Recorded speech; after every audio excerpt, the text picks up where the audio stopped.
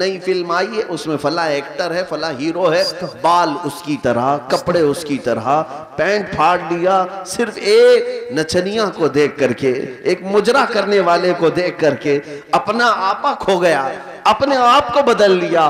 اور ہمارے گھر کی خواتین صبح سے شام تک سیریل کے سامنے، ٹیلی ویژن کے سامنے، اور خواب وہیں سجا رہی ہیں کہ شاید ہمارا بھی گھر ایسا ہی ہو، ہمارا لباس بھی ایسا ہی ہو۔ میرے عزیزوں، دنیا کیا کرتی ہے اس کی تمہیں فکر نہیں ہونی چاہیے۔ عورتیں اگر کسی کو دیکھتی تو وہ سیدہ کائنات فاطمہ الزہرا کو دیکھتی، کم سے کم یہ سیرت کا مطالعہ کرتی کہ ان کا دوپٹہ کیسا تھا، ان کا لباس کیسا تھا، ان کے رہن سہن کیسے تھے۔ اس کو چھوڑ کر انہوں نے آج مجازی عشق کے اور مجازی یہ اسکرین کے اوپر اپنے دل دے بیٹھے۔ اور اسی طرح مردوں کی حالت بھی یہی ہے، نوجوانوں کی۔ اے نوجوانوں، تمہارے ہاتھ میں بنگڑیاں تک انہوں نے پہنا دی، کانوں میں بالیاں تک پہنا دی، بالوں میں چوٹیاں تک لا دی، کیا کیا کر دیا۔ یہاں ہمارے اچھے بھلے مرد کو عورت بنا دیا، عورت بھی نہیں مخنث بنا دیا، اور اس پر یہ مزید یہ سمجھتا ہے کہ یہ فیشن ہے، یہ فیشن ہے۔ ارے ادھر سے ادھر سے پھاڑ کر کے پہننے والا، ننگا گھومنے والا اگر فیشن زدہ ہے تو پھر کتا اور بھینس بیل بکری یہ زیادہ فیشن زدہ ہے، کیونکہ وہ تو کپڑے ہی نہیں پہنتے۔ اگر ننگا ہونا ہی فیشن ہے تو جانور سب سے بڑے فیشنیبل ہے۔ میرے عزیزو، جنگلی دنیا کو نہ دیکھو، جو جنگل راج بنانا چاہتی ہیں ان کو نہ دیکھو۔ اگر تمہیں زندگی کے ایمان کے مزے لینا ہے تو مدینے والے کی طرف دیکھو۔ نبی پاک صلی اللہ تعالیٰ علیہ وسلم کے اخلاق سے بڑھ کر کسی کے اخلاق ہے نہیں، ان سے بہتر کردار کس کا ہو سکتا ہے۔ میرے عزیزو، آج دنیا اگر تم سے بھی منہ پھیر رہی ہے تو اس کی وجہ یہی ہے کہ تمہیں خود نبی پاک کی سیرت نہیں معلوم۔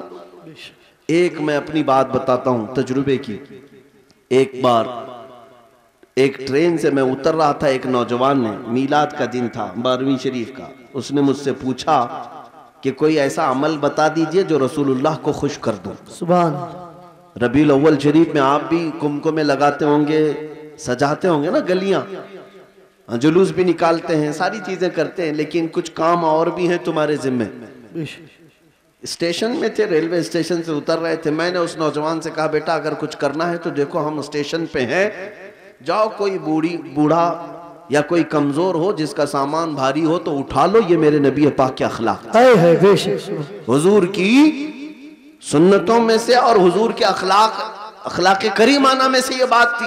مکہ میں حضور اس بات پر مشہور تھے کہ اگر کوئی بوڑھا سامان اٹھا کر جا رہا ہوتا، نبی پاک خاموش نہیں کھڑے ہوتے، اس کا سامان اپنے کندھے پہ لے لیتے۔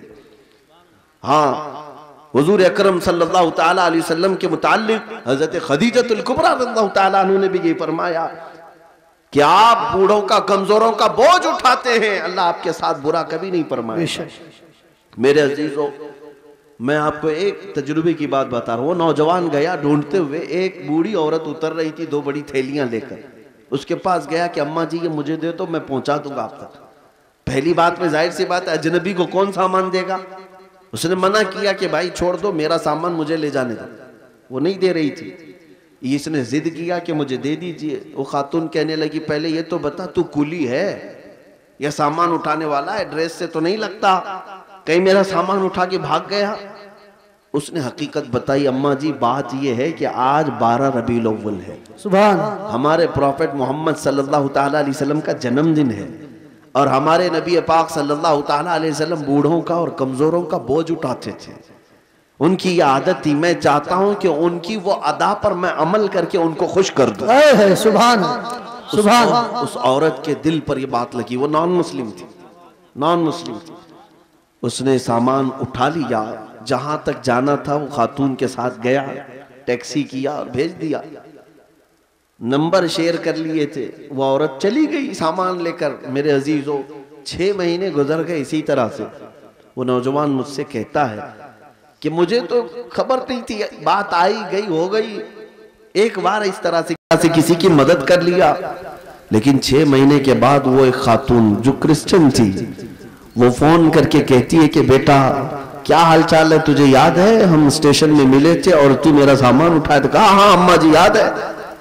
کہا کہ پچھلے 6 مہینے سے میں تیرے نبی کی سیرت ہی پڑھ رہی ہوں، سبحان اللہ، سبحان نے مجھے ان کی طرف ڈائیورٹ کر دیا، اور ہر دن ان کی بات پڑھتی ہوں تو مزہ کچھ اور ہی آتا ہے، سبحان لطف کچھ اور ہی آتا ہے۔ عزیزان گرامی وقار، آج بھی دنیا تمہارے نبی کو اگر پہچانے گی تو تمہارے اخلاق سے پہچانے، بے شک، سبحان، تمہارے کردار، تم ترجمان ہو اپنے نبی پاک، بے شک، لہذا تمہارے یہ زندگی گزارنے کے طور طریقے ایسے نہیں ہونی چاہیے کہ دنیا تم کو دیکھ کر کے یہ کہے یہ نہایت گندے رہنے والے کہاں کس دین کی طرف بلائیں گے، نہ ان کے ہاں پاکیزگی ہے، نہ طہارت ہے، نہ صفائی ہے۔